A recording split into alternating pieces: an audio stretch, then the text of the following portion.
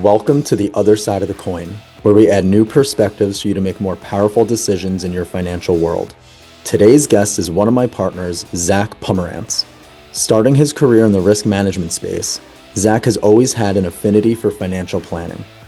Even before joining IM Financial, I always appreciated his deep knowledge on investing. Not only does he focus on the growth side of planning, he also understands how to manage risk and lift the floor. In today's episode, Zack will dive into the depths of investing and provide great insight on strengthening systems and your mindset around money.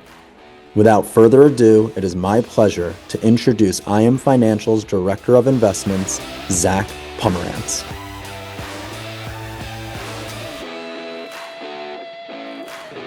Welcome to the Other Side of the Coin podcast, my friend.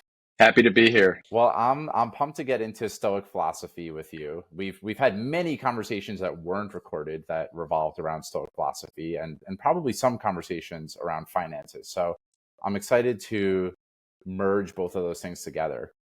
And at the top of this show, we always start by asking ZP, what was your relationship with finances when you were growing up? Yeah, so I grew up, fairly comfortable, with money and understanding kind of, what it does for us and the type of relationship we want to have with it. But it was really my grandfather who, taught me very young. He managed his own finances and really for the family advised on a lot of things. So he gave me kind of a comfort early on in terms of how he thought about money and really how to do things in an effective way. Kind of build wealth slowly, right? I think, getting quick rich takes luck, and, building wealth actually takes discipline, and commitment and an education and understanding of it. And I grew up seeing how uncomfortable money made a lot of people, right? In terms of even their own understanding of it and what they wanted to do. So, having that comfortability and then taking a passion in it myself, felt like I could really actually help people in an area where I think a lot of, brings a lot of stress. So that always felt very comforting to me and somewhere where I could really give back and grow from there. Mm-hmm. Yeah, and I'll even throw in that Zack Pumerantz, he's one of the most passionate people I know in finances. Before he was even an advisor, he was doing so much work just on the side, and he was writing his own blog. I've never seen somebody who wasn't in finance professionally take such a passionate approach towards finances and educating other people on finances. It was pretty interesting to see. It was pretty cool. Yeah, I love that. And something that you, Zack Pumerantz, that you've really taken to is really the philosophy around, or maybe the mindset around money. And around finances. There's a quote at the bottom of your email signature. I have it written down right here. And this will be a nice on-ramp, I think, into what Stoic philosophy is. You have power over your mind, not outside events. Realize this and you will find strength.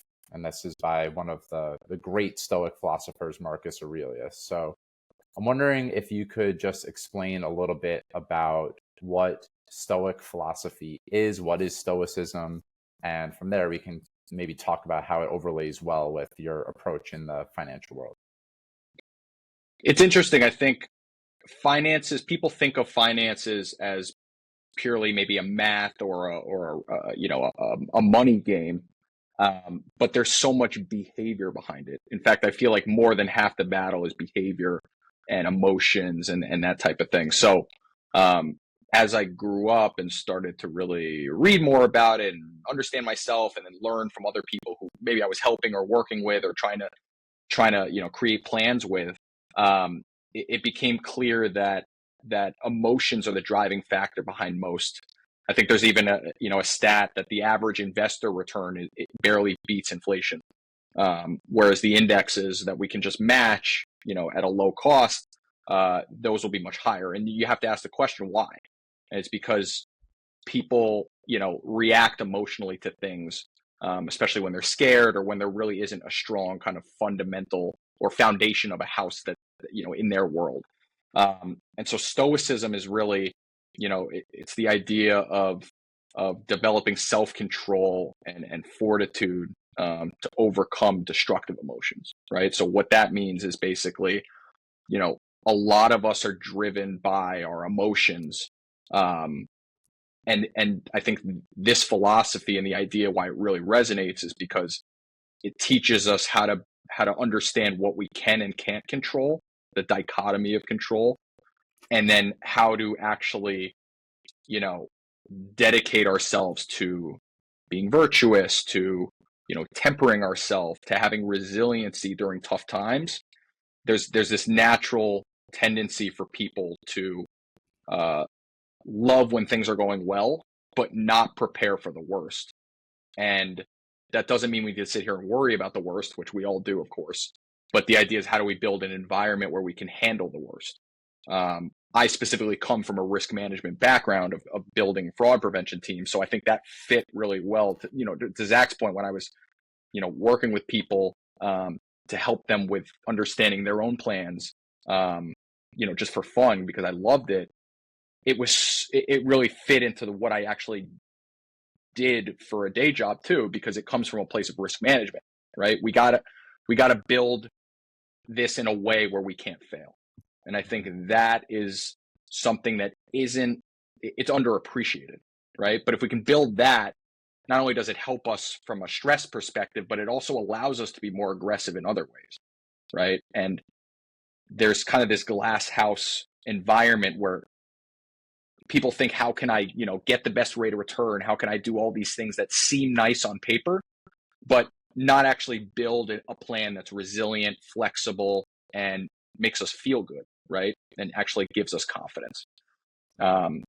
So that's how I want to fit Stoicism into what we do, which is, let's think about the things we can and cannot control, and let's build in that way of understanding the limitations and how we want, and the flexibility of making sure that our plans can withstand anything, but also drive us to be committed and disciplined within that, so that when things do happen, we don't react emotionally and kind of, just wreck that plan, right? So that's kind of the way we want to start from a mindset. Mm. So you guys ready for this? You're gonna be really excited that I was able to weave this into our podcast together. So I want to double click. Yeah, I'm gonna double click Yes. on dichotomy of control. And I have a sense for what's in our control, what's not in our control. A really obvious example in everyday life would be the weather or traffic, something like that. So when it comes to financial planning, if you could either or both explain a little bit more just generally, what is the dichotomy of control, and how do you use that as a map or a lens in specifically around strategy in financial planning? What are you helping people identify that is in their control? What are some things that you are maybe educating people on, but that are out of their control? I know it's a mouthful, but. No, absolutely. When I first speak to people about finance, when I'm meeting people for the first time, sometimes we don't even talk finance. We might spend time on just philosophy and understanding and mindset. Really, mindset's a big thing. Because people say a lot of things of what they want or what they're doing, but their actions don't always align with that, right? So it's good to understand what exactly is going on, right, in their world, and how do we start to separate things so that it's very clear for them, right? Because I think people look at things, especially when it comes to money, it's a big cloud of all these different terms and all these different options and things I should be doing, things I shouldn't. And that can be very overwhelming. It can be confusing. Prioritization is an issue. So I like to start to create separation there. And so what that kind of comes with is, when it comes to things we can control, that's down to things like saving, spending, investing in a diversified way, doing things where we're not making predictions, we're just preparing and we're maximizing things we can control. So, I mean, just to even prioritize that little bucket right there, saving is something that is, sounds great on paper and people all say they want to save, but how do we actually build a system for that? Because really what it comes down to is we're all, most of us are unconscious spenders, right? We have our direct deposits going into checking accounts, we spend from there. How do we create a system that ensures that the growth of our money and income changes over time and bonuses and whatever comes in people's lives isn't automatically spent, doesn't go to a place where it just blends with everything and is spent. On the flip side, we can't, as you mentioned, the weather, we can't control market volatility. We can't control economic downturns. We can't control unforeseen risks in our own life, right? Costs that might come from that. So the idea is separating these two things and then understanding how can we maximize the things we can control to prepare for the things we can't. And we want to end up with an environment where we have uncorrelated balance. So, you know, we have assets that are uncorrelated. We have, systems that work with each other, not in isolation, right? There are a lot of things that people do in their lives that are really, there's a lot of good things that they're doing, right? In specific isolated silos, but how do we get the whole thing to work together and build really a holistic strategy? It really comes back to being able to see clearly your whole world and then strategizing and building systems within each one that then talk to each other. And then our team being able to help you, ensure efficiency across the whole ecosystem that you have going on. And so much of this starts with even just seeing it clearly. And then from there, all the advanced strategy and all the things that go beyond that, that comes next. Yeah, and I'll even add to that. I think it's so interesting talking about controllables. Just because everybody's doing something, right? Just because the masses are following the same idea doesn't always make it the most sensible or logical, doesn't always make it the most intelligent approach. And something that we talk about all the time in our office is how the most valuable resource that somebody has is their income. That's like the first domino of the rest of the financial plan, right? It's your income and how you manage your income. And it's something that we see, way above 90% of the time. We're talking, north of 95% of the time is most people make an income from work. And then to Zach's point, he kind of alluded to this, it's getting direct deposited into their checking account. We actually call your checking account your spending account. When money goes into your checking account, what do? You spend it, right? So if you think about it from a rate of savings perspective, the most dangerous account that we have as Americans is our spending account, because that's when money leaves you and goes elsewhere rather than you saving it for yourself and your future and your family or your business, right? So the setup, kind of like the American default setup that people have, that's right out of the gate the first thing that we have to diffuse, because we have our most valuable resource, our income, being direct deposited into our most dangerous, worst account, our checking account or our spending account. So to Zach's point about creating systems and environments for people to be successful in, one of the very first things that we do, and it moves the needle immediately for people, is let's just create that separation. Why have our best asset, our most valuable resource, go into the worst spot? What if we could redirect that into a stronger location? Now at least your house, at least the system that you're building, at least now you have a strong foundation, right? Just even before we get started with everything else. But, that's kind of just like a freebie for those who are listening. Most people don't even have the foundation built correctly of the entire house, of everything else. So all these little incremental changes, they really do start adding up. It's why the cash flow is the foundation of the house, right? If I don't care how your investments do, I don't care how all these other things do. If your cash flow isn't strong, it doesn't matter, right? And I think just to add to Zach's point, because it's a great point, is another stoic, approach is to challenge our own assumptions and temptations constantly. And I think as a society, we don't do that enough, because it's easier just to take what we've been told and just default to that forever. But if we can look a little deeper, we can see how effective something, slight changes here and there can really be. Yeah. And Mike, first of all, you're going to have to cut us off because Zach and I can go back and forth all day. It's like a ping pong match, but I do want to just add to it very quickly. So many people, they're planning their finances kind of at the seat of their pants, right? Maybe they don't even have a good system. Maybe they just build an Excel. Maybe they don't do anything. You build an Excel to manage your finances. You say you're going to check it. Like Zach said, people have great goals and, great potential of how they want to create their reality, but are the actions that they're actually taking aligning with the results that they want, or are they taking actions that are going to fall short of the outcomes that they want, right? So, it's really interesting. Some people, they take this Excel approach and they say, oh, I'm going to revisit it every month. Meanwhile, the numbers are moving every day. And then they miss a couple of months, right? Maybe 6 months go by and they don't even look at it. So, it's really important to make certain that you're looking at this often. And you don't want to be flying at the seat of your pants, because so often people, and we all know this to be true, people make emotional decisions and then they rationalize it after. And what we see in finances is people are being led by their emotions, which we know is the opposite of what people should be doing when it comes to their finances. And I hope that I am citing this correctly. It's just a very interesting study that I've read years and years and years ago. I haven't thought about it in a long time, actually. I believe it's from the Stanford School of Medicine. And they actually took brain scans of 4 different people. One of somebody who made a lot of money, one of somebody who lost a lot of money, one of somebody on cocaine, and one of somebody who was clinically depressed. And what's really interesting, just for, like Zach said, we should be challenging ourselves, for us to think about is the person who made a lot of money, the brain scan was very comparable to the person on cocaine.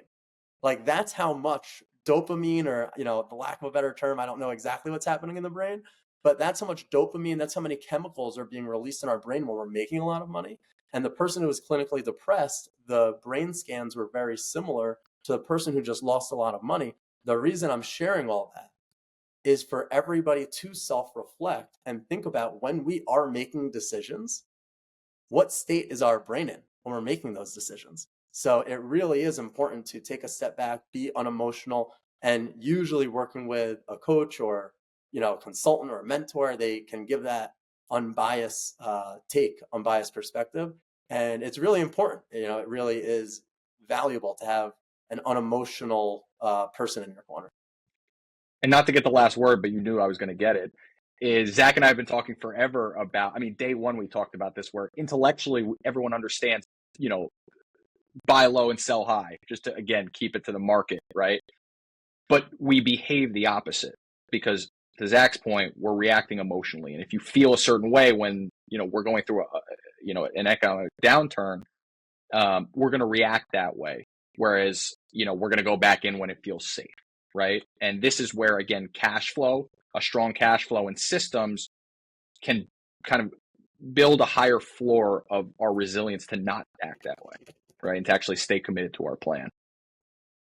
All right. So lots of things, because I mean it's hard to get a word in edgewise. So it's been building up over. It's been building up over here. I have so many things that I need to say now.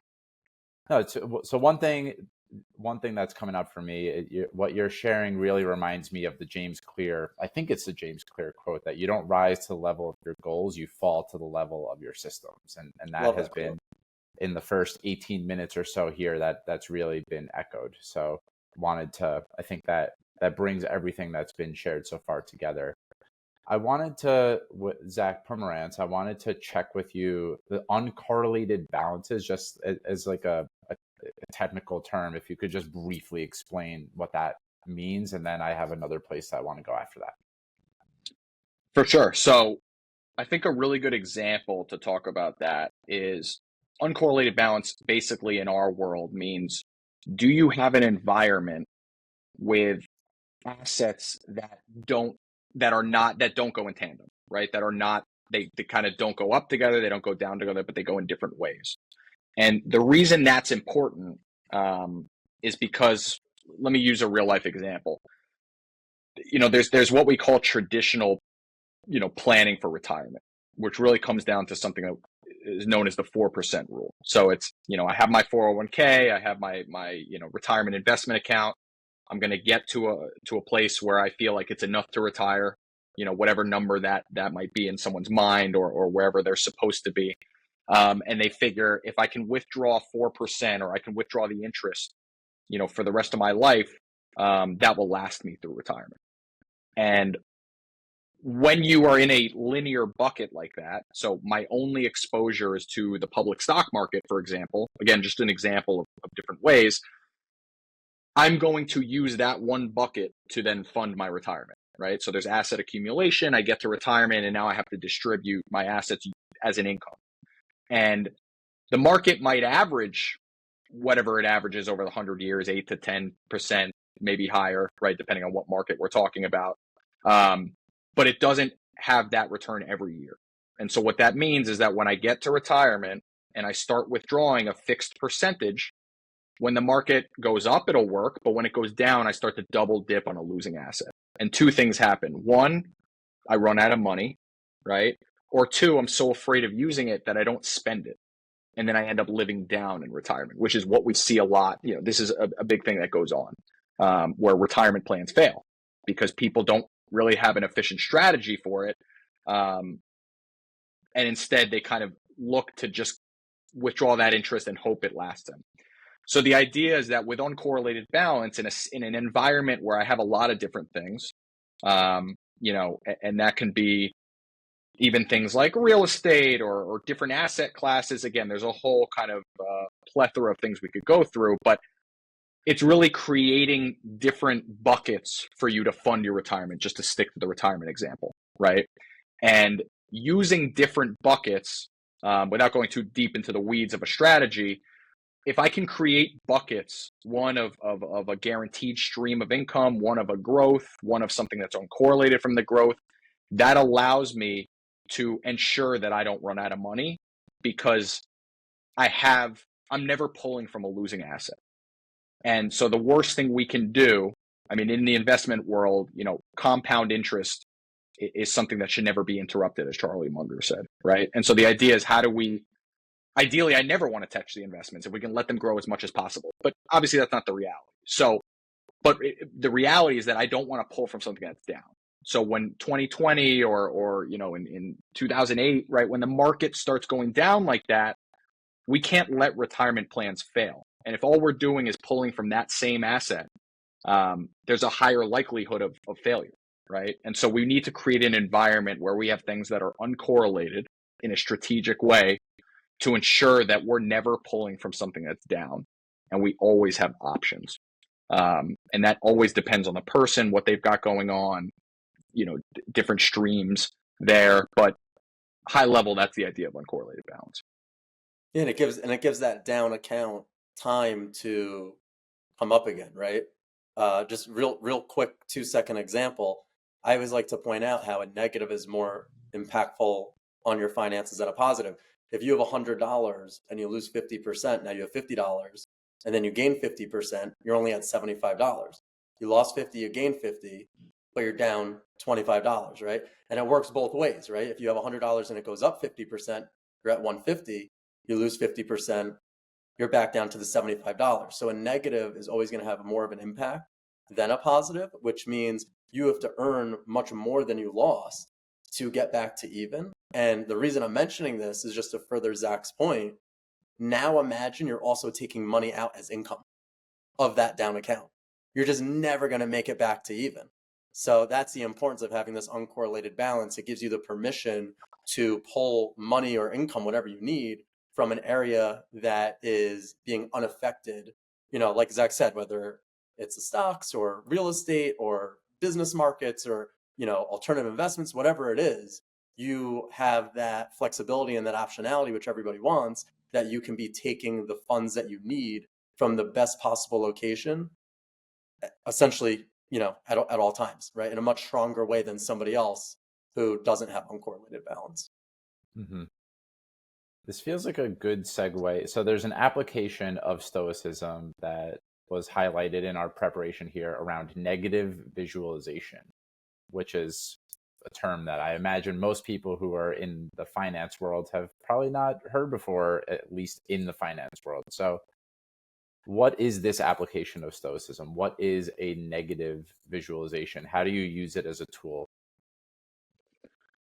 Yeah, that's a great question. It's similar to, I'll actually go back to the start, which is it's almost taking the risk management lens to start, which is instead of just sitting here and thinking everything's going to be rosy forever, let's sit here and wonder how we prepare for the worst things, right? And it's uncomfortable. It's even, just to keep it in the philosophy realm, it's almost a meditation of how do I sit with the most uncomfortable things that can possibly happen and make sure that our plan can handle that. So, It almost you know, sounds like reverse engineering the way you're describing it. right, exactly. We've said that, we reverse engineer the way people think about finances. Really, is because it's easy. Listen, when everything's going well, it's easy to just sit back and feel great, right? But that's almost inappropriate from a financial planning aspect in terms of understanding how to make sure that we can handle anything.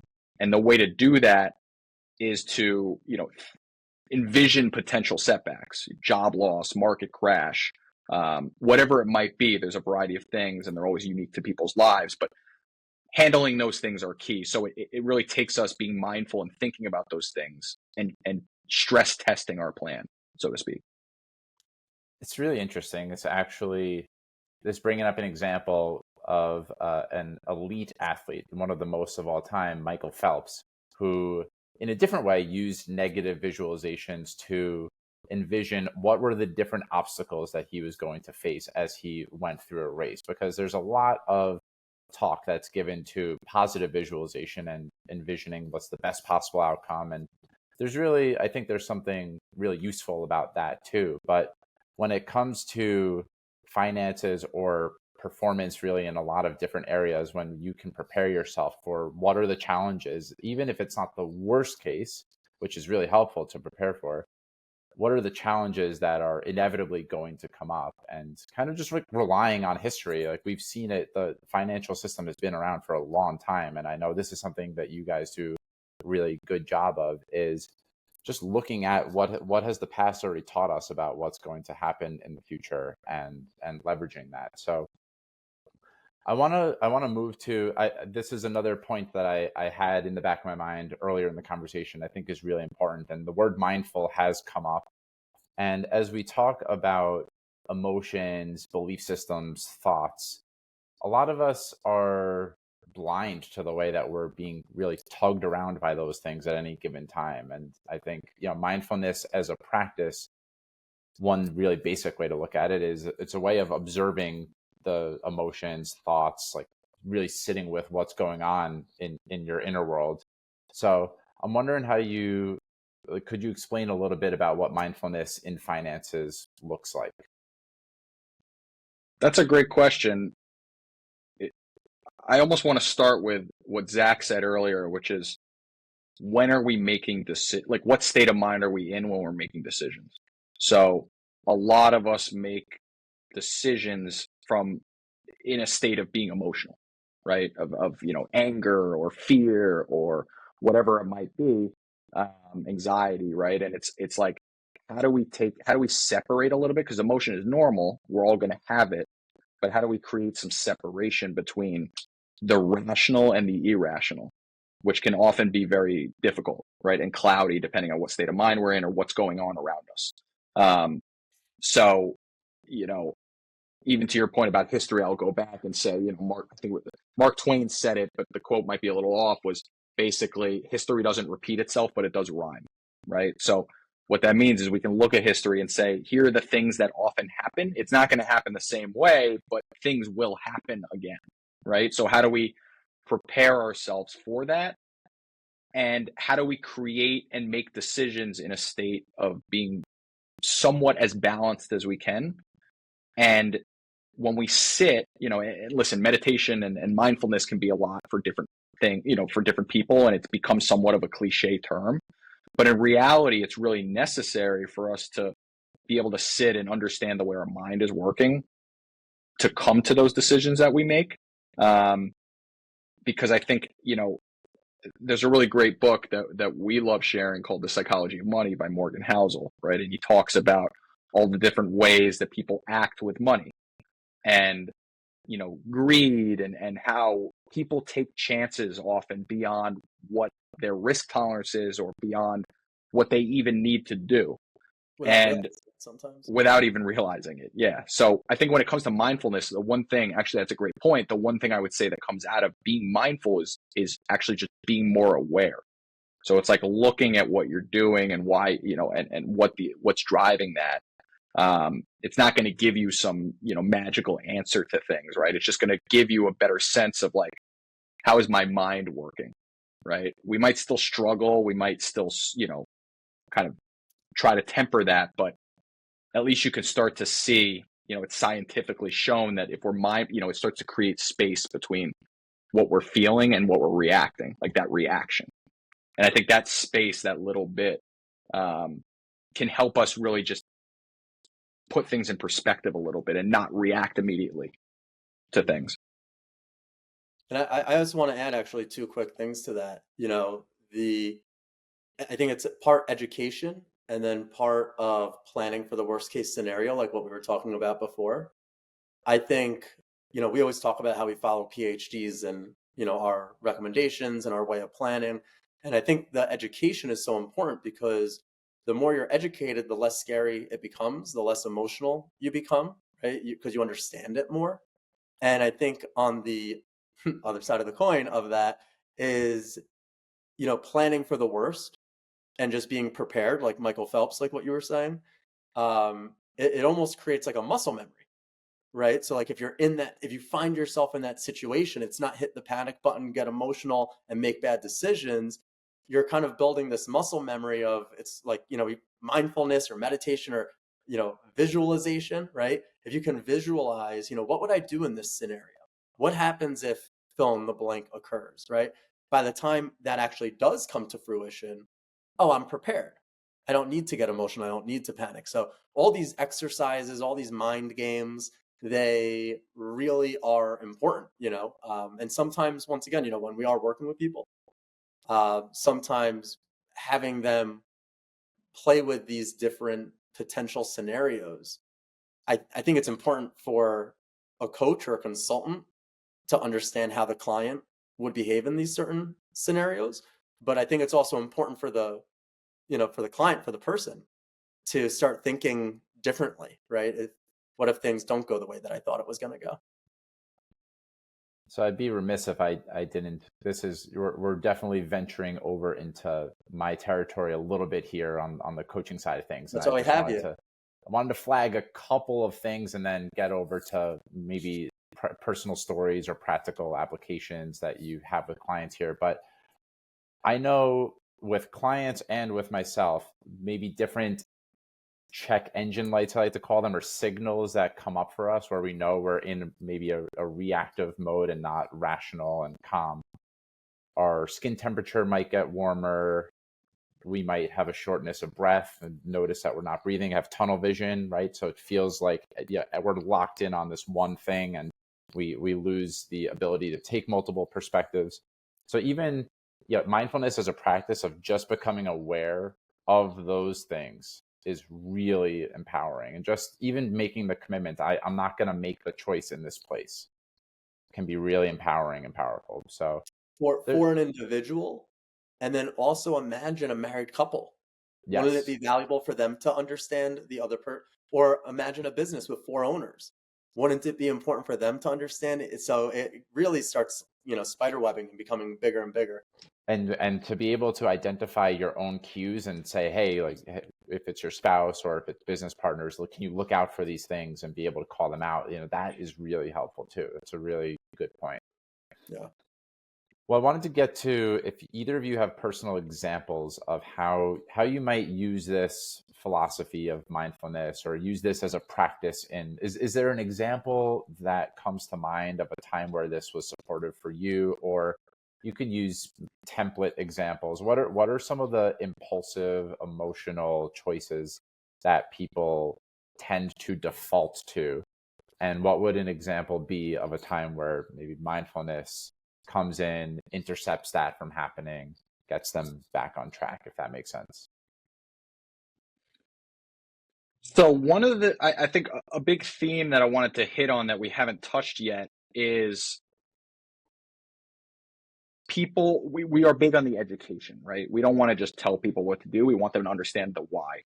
And part of that comes down to having a legitimate collection of resources and different angles, and having the right things to read. It's very easy to get trapped in what we would call the media matrix of, I'm going to Google a bunch of things and I don't even know where to start. Reddit's telling me one thing, this person's telling me that. There's all these things going on, and this is constant. People don't know where to start, what to look at. This person's telling them that. There's a lot of talking heads that have no experience with clients, have no experience with any of this stuff, and they're telling you things left and right like it's gospel. So we're not trying to be dogmatic, right? We obviously have the way we do things, and people trust it because of our approach, right? But yeah, I think when it comes to personal situations, maybe I'll go back again to the beginning, where when I was working with people, as a passion, when I was doing this for years, it started with family and friends. I would kind of help here and there. Hey, I have familiarity with this. I can, talk to you about some stuff. And it kind of grew a little bit word of mouth, where, someone's friend of friends said, oh, you help this person. Can you help me out too? Right. And that, what I saw was a lot of the same stuff. All of these people had advisors. And it was a lot of the same stuff of really investment advisors managing their money, but not so much educating them on financial planning, not really even touching things beyond just investments. So tax strategy, legacy, protection, cash flow, all these things we talk about, all of that was kind of ignored. And it was really just this uber narrow focus, tunnel vision, as you said, on investments, right? Because that's the water cooler. That's the sexy thing that people love talking about. But it's not what a financial plan, it's not the core of a financial plan. It's a big part, but not the core. So in a personal experience side, I'd say people taking a step back to really analyze, where do I feel like I don't have visibility. And I think when you work with a lot of different types of, there's a lot of investment advisors out there where people would come over, and the theme was constantly, I don't know, I think I'm doing okay. It seems like it's making money because the market's going up, but I don't know if I'm being efficient. I don't know what I'm in. I don't know any strategy for my retirement. I don't have a distribution strategy. That's like a key thing that we see. Despite people having advisors, they don't understand how their retirement's going to look. And the lack of visibility, I think when people are mindful enough to say, I don't understand, like I don't actually know where I'm at right now, that's an important part to then say, I need to dive into this more deeply. And then they come to a team like ours, or they reach out to someone that they know has helped someone they know. So I think I would keep it there, where I say, yeah, there's a lot of experiences we could go at, whether that's, specific situations we deal with, or even our own emotions. But I think the biggest one is really looking at your own, financial ecosystem and thinking, do I have any comfort with this? Do I even understand it? Because if I don't understand it, I'm going to be scared of it. And if I'm scared of it, when things go haywire in the economy, or even in my own life, when I have to deal with things, I'm not confident in my own plan. So then I'm more likely to start doing things that are, very reactionary, and very impulsive. Zach Smith, you have something you want to add? I do have a curiosity to press in on a little bit more, if not. I guess I'll just say very quickly how it's interesting. You've probably heard the saying before, and Mike, remember what you want to say, but you've probably heard the saying before, the only guarantees in life are death and taxes. We always joke that there's three guarantees: death, taxes, and retirement, because by choice, by age or death, everybody stops working. So that's why we talk about retirement somewhat often, in these conversations, because it's one of the very few universal items that everybody, is focusing on. Retirement means different things for different people nowadays, but still everybody kind of has that goal where, they want to get to the point where they have the ability to retire. That's still kind of a universal goal from everybody. So, it's just interesting how everybody has this universal goal of getting to the point where they have the ability to retire. And when we ask people the question of, what's your retirement strategy?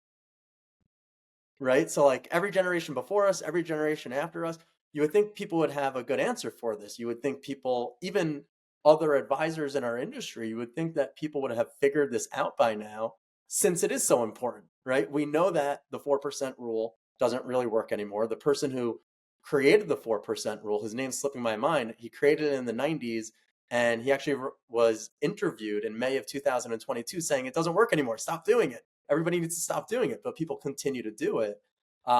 So, it's just interesting how when we ask people, what is your retirement strategy? We know it's important to you.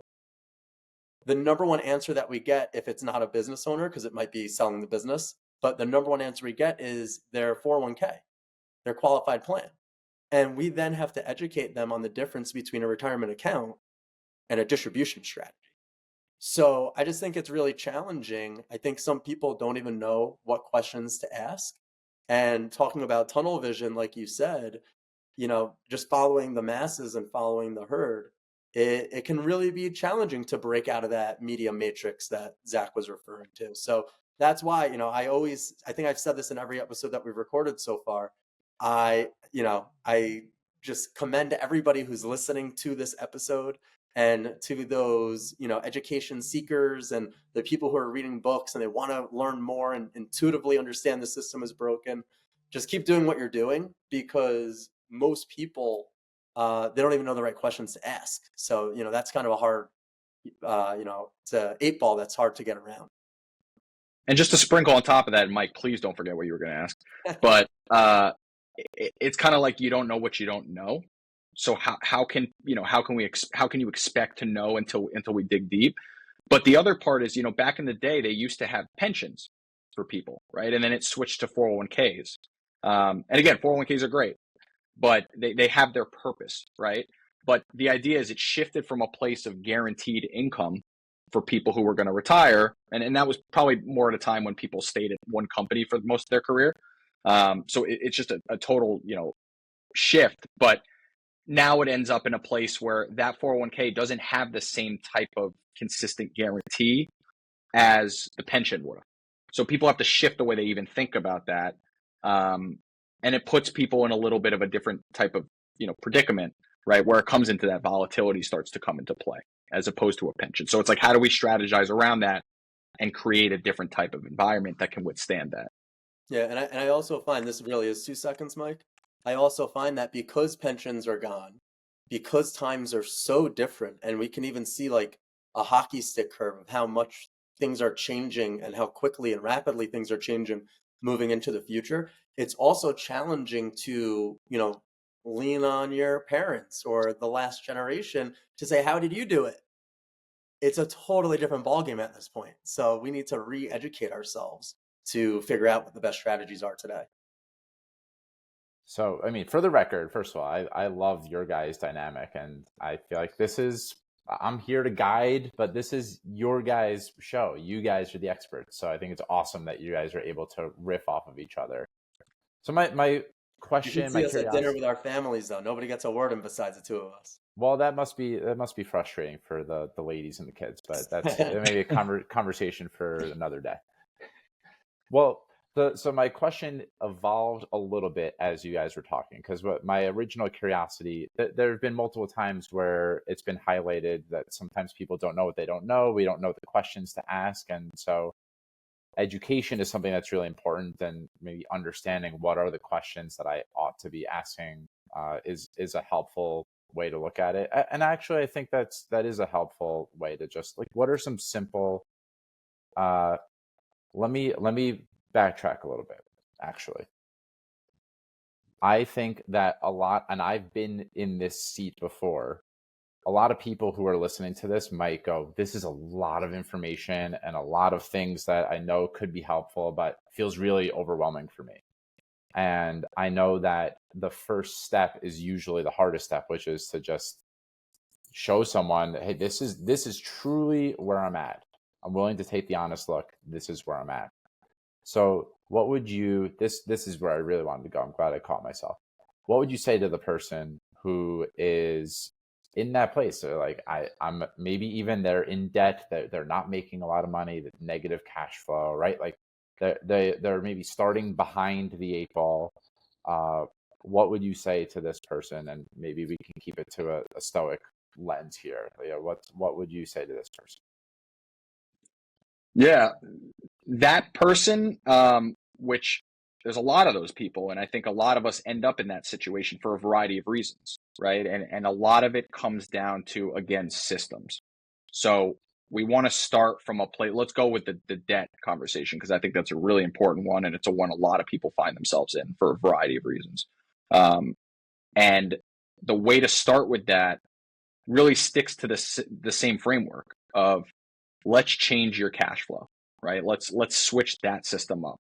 This isn't about reducing your life or changing things dramatically. It's about creating systems from the ground up to save your paycheck better, right? And there's a lot of ways we do that, and there's a system we really work with there to pay ourselves first, so to speak, so that increases over time do not get blended in. They actually start to separate, and there's a gap between our increases and our saving, right? Our saving is going in line with our increases, and it's not just blending together. Because most of the time when people get increases, they go on the vacation, they get the couch, and it's gone, and they don't even know where it went. And so the idea is we start from a place of one. Let's, as we normally do, let's build a cash flow system. That's one. Two is, and I think this is where, again, it sounds very simple, but when you really talk to people, you understand that sometimes they can't see it, the whole picture at once. You said it with the tunnel vision, right? And it's not their fault. It's just the way life works, and it kind of pulls us in these different directions. But, sometimes when it comes to debt, someone, for example, can have, a lot of credit card debt or student loan debt, or, and I wouldn't put those in the same bucket, because student loan debt can often have a lot lower of interest rates, whereas credit card interest rates are 20+%. I mean, they're very high. So the idea for us is, how do we almost take an arbitrage view and think, where can we get the best returns on our money? And what, in exactly as we talked about before, reverse engineer that up. So if I have a lot of credit card debt, and at the same time I have an investment account, a taxable investment account, sometimes they can't see that getting the percent that they're getting in the market is not worth more than them paying towards the debt, right? So again, it's a very simple example, but An interest rate game. Yeah, it's an interest rate game. So it's where we want to, the cash flow is obviously the first step, but the second step really is looking at their whole, we build out balance sheets with people, right? And when they can see everything they have in one place, there's real benefit to that. I think most people are in a place where they don't even know what they have, right? Like, they don't know where things sit. They got 401ks sitting over there from old jobs. They got savings accounts they've forgotten about. They've got, it might be not that dramatic sometimes, but the idea is, if we can organize things in one place on a balance sheet, and then we can work through strategy in a prioritized way, even just seeing that clearly, which really fits into stoicism of seeing things and controlling things. Because I'm definitely a visual learner. Just seeing things in one place helps us really break things down and change the way people feel about it. I think stress drives us away from making decisions. And so if they can see things clearly, there's this removal of a layer of stress, and then we can start to kind of chop off things that need to be done, speaking specifically about debt.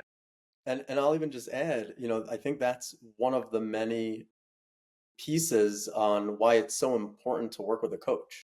So I'm going to throw a total curveball here and move away from finances to share something that actually happened in my own life. Is when my wife was pregnant with our daughter, we've never gone through that before. We didn't know what to expect, right? We never were parents before. We never went through a pregnancy before. And we actually hired a coach. We were part of this group, and we got together. I think it was maybe over an 8-week period every Wednesday night. But the reason that I'm mentioning that is it was so valuable for us, not only to get the education, to Zach's point, if you feel stress and it's something that you're not happy with or you're not proud of, it's very common to brush it off, or, I'll get to it next month, and it turns into 2 years, right? So the fact that we hired a coach, it was also accountability for us. So we knew, I can't remember the exact time, it was 6 or 6:30 on Wednesdays. We stopped what we were doing. We put our phones away. We sat down together, And it was like 1 to 2 hours of focusing on this for 8 weeks. And by the time the 8 week period was over, we were like different people. So that's just one example. Obviously, fitness or, fill in the blank, finances definitely. But I think that's the importance of holding ourselves accountable and working with coaches. And just like anything else worthwhile, you're not going to see the results after one day. So it's something that you do have to continuously show up for. It's something that you need to have, discipline and mental strength for, because it's not easy. And sometimes it's not fun. If it was easy, everybody would do it. So I just wanted to say that, though, because I know that having accountability partners in my life, I mean, it's one of the most valuable things in my life. So that's, I guess, the one thing I would share with everybody is hold yourself accountable. And it's a lot easier to do it if you have a partner. And that's also, just to fit it back into the stoicism thread here, that's a you're good gonna do this. Bring us back. Yeah, that's a big part of it too, is surround yourself with the right community. And so that, I think making sure that, you kind of are surrounding yourself with a team that can help you become the champion before you win the championship. I'm a Mets fan, so I'm going to hate to use this, but I'm going to do it for Zach. When Aaron Judge wins the MVP, he doesn't fire his coaches, he hires more coaches. So I think asking for help is a superpower that we have that we don't use enough. So if you can add, having the support, why make it harder? Like if it's an area where you can have support and comfort, it's that's really something that's underestimated. I think for people wanting to sometimes, want to take on the challenge themselves, which I am all for.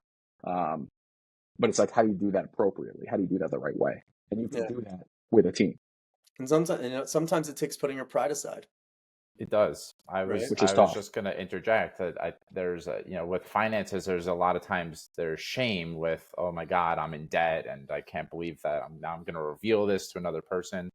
And I think it's an important message to say, start where you start. Now I've been there. I've earned pretty good money my whole earning career, and I've lived paycheck to paycheck for about half of it. The first half of my career, I didn't have any strategy, so I was just spending.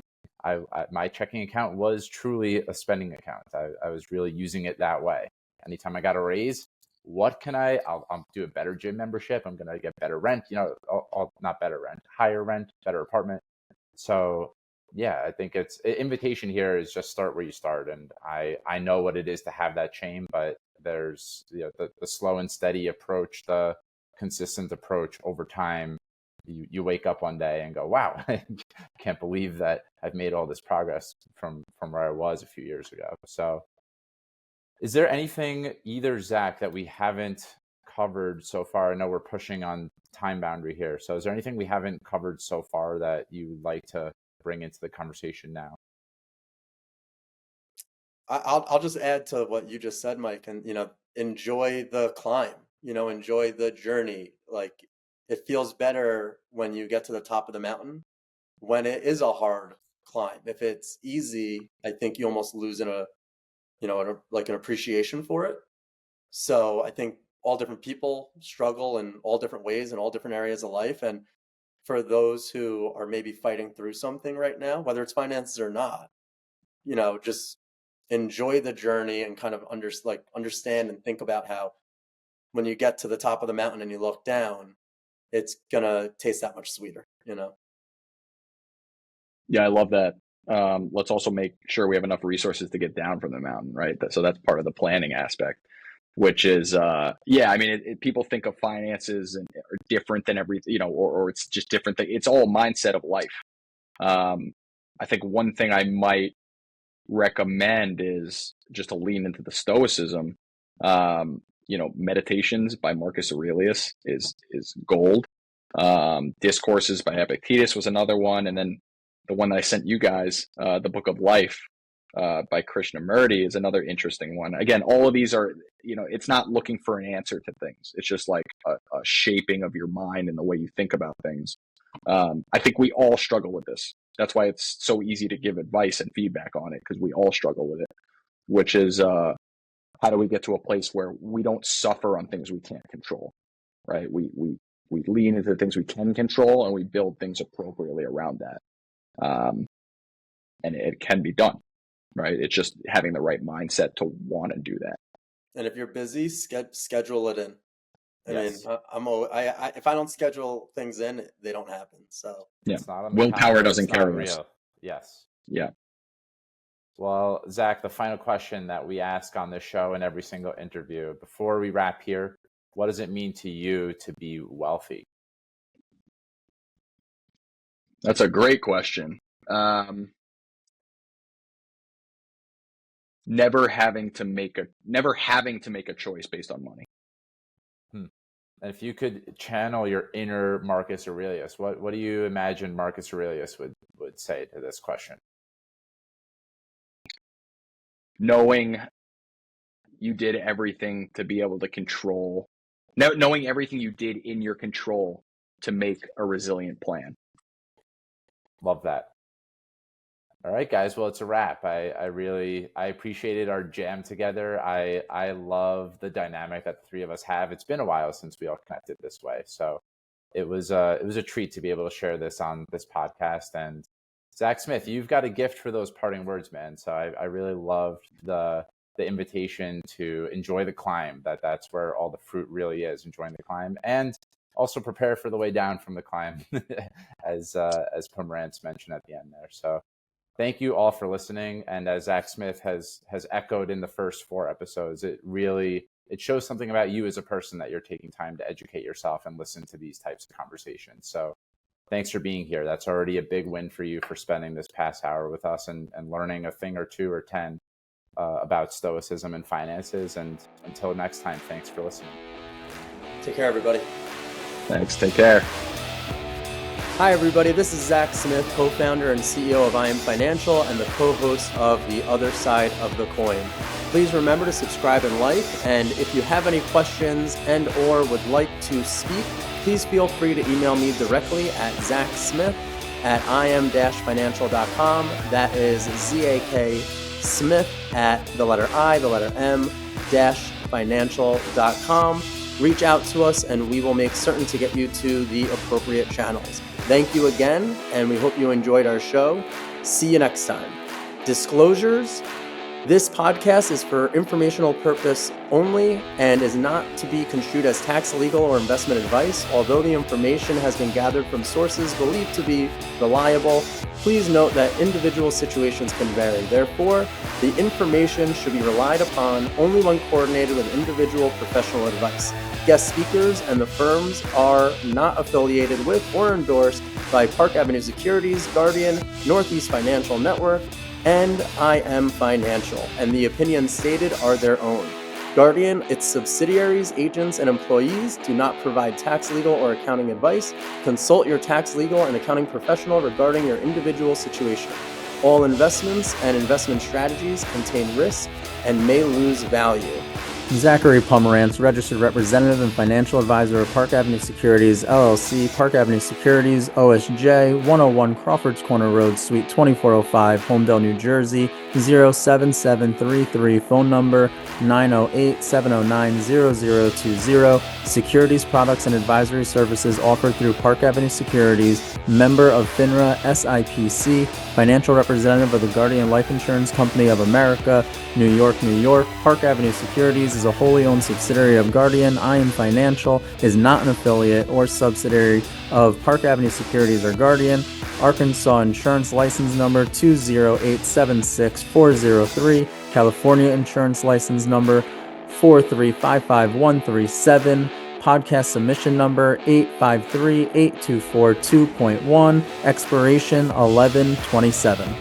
OSJ address is 101 Crawfords Corner Road, Suite 2405 in Homedale, New Jersey, 07733.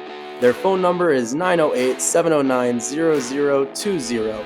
Our phone number is 914-603-8325. a member of the Northeast Financial Network, financial representative with Guardian Life Insurance Company of America, New York, New York. I Am Financial and Northeast Financial Network are not affiliates or subsidiaries of Guardian. Arkansas license number 163038838, California license number 4108463.